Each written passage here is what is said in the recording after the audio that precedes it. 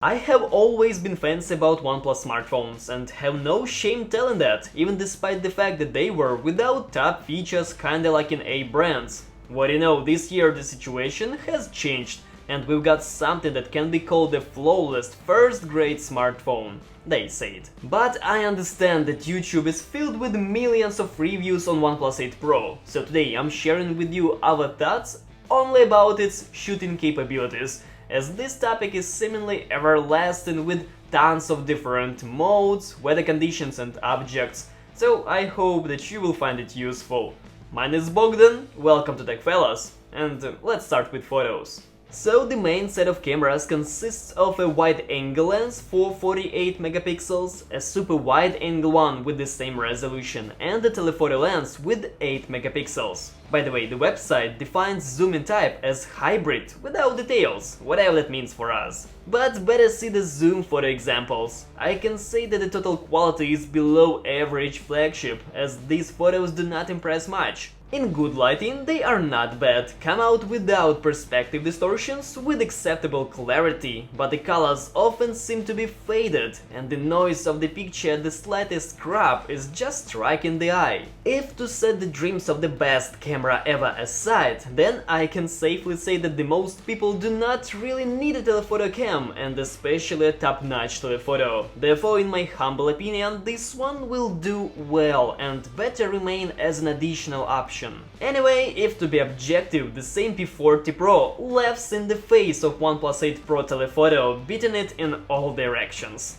The ultra-wide angle cam goes next. OnePlus, alas, didn't install the module that will give you a gigantic area coverage in front of you, and decided to follow the Huawei path, where the angle is not a horse size, but the picture clarity is higher than typical. 48 megapixel mode speaks for itself. The way how sharp such photos are in the center is kinda music to my ears. Especially under normal lighting, frames are pleasing with details, which many of its competitors do not catch at all. There is a slight smearing around the edges, but it doesn't spread a lot and keeps near the corners of the photo. Moreover, it is noticeable only on the crop, so when you just peel at photos in general, you will most likely not even pay attention to it. As for the dynamic range, it is worse than in the outgoing wide-angle lens, but is still fine. I can also admit that colors look natural indeed. The main photogun in total brings the most pleasure. As I mentioned before, it has wider dynamic range, colors and auto-white balance gives no issues at all. The image clarity is expectedly higher than in the ultra-wide lens. HDR works quite soft and at the same time effectively. In difficult conditions, the camera works adequately. For instance, its automatic settings do not freak out and give out some weird colors. In general, the camera here could be an idol to follow and a decent example of the flagship's work when you shoot a beautiful photo from the first poke.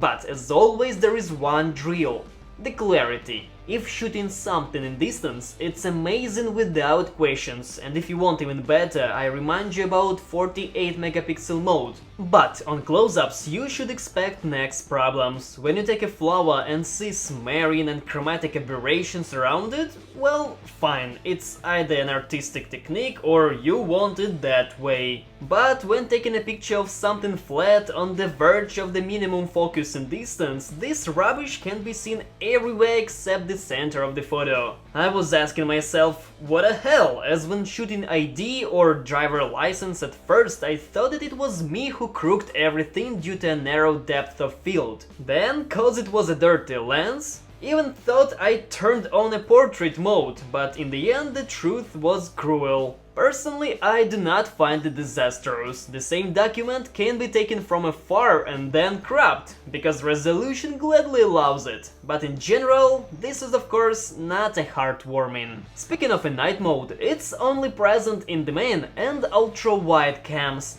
Frankly, we've seen night mode pictures taken on a telephoto cameras in other smartphones, and I'm glad that OnePlus didn't bother about it in their flagship. Ultra-wide lens at night shoots well only with at least sane lighting.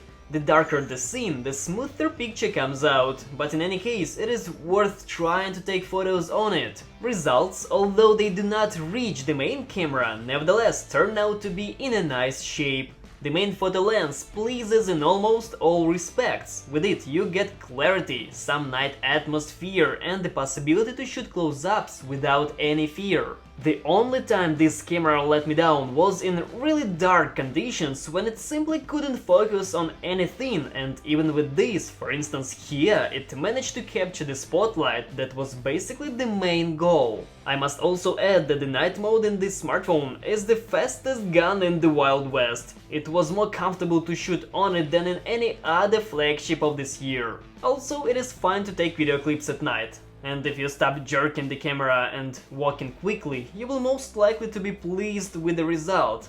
Pay attention to that when moving, everything on the clip becomes floating because of the maximum shutter speed. But otherwise, I enjoyed taking the night clips. During the daytime, you can shoot videos at 60 FPS without risking to see noises throughout the frame. My only complaint is that switching between cameras looks just awful. When you jump to ultra-wide lens, there's the feeling that the camera gets agitated from the fact that it was invited to the party and messes with the exposure in the first seconds. If you do not play with units and shoot on one camera, the outcoming clips are simply amazing in all possible senses. Stabilization applies automatically and works out just amazingly. Pity that super stabilization mode is not well enough in here. Videos with it turn out to be less detailed and even less smooth.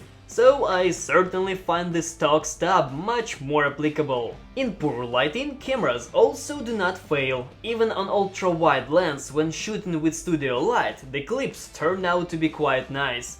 And there is an example of shooting in a workshop where there was even less lighting. In general, this video camera really knows how to rock. It is definitely one of the best video guns among the Android flagships of 2020. And finally, the front camera. It is more or less something. With good lighting, selfies come out detailed with well enough focusing. For me, as a person who takes selfies from time to time, this camera over here suits in the full amount. You can stop worrying about taking pictures of yourself in poor lighting conditions, just expect the obvious traces of blurring noise and the significant drop in details. Regarding the videos taken on the front-facing camera, they are unfortunately all in Full HD. And that's a bit of a shame, because for example some middle-class smartphones from Samsung can do that in 4K. Oh, what a bummer, yeah. And if you're still wondering about their tricks with Photochrome camera transparent shooting, take a look by yourself. OnePlus keep their words. This program feature was deleted from the software after recent update, at least for now. What can I say in the end? Regarding shooting capabilities, OnePlus 8 Pro can be ashamed of the lack of 4K video taken on the front camera and lousy telephoto lens. And if you wonder about our opinion on the phone in total, well, I'd certainly blame it for the fact that previous smartphones were less expensive. But together with finally the excellent main camera, it has a lot of other things that makes it a worthy flagship. If you have any questions about OnePlus 8 Pro, feel free to drop me a line in comment section. Also, in the description box below you will find the links to the internet stores where you can buy OnePlus 8 Pro. And if you like this video, then why not to support our channel by subscribing to it, hitting the like button and ringing the bell to stay tuned for more cool content. My thanks for watching and cheers!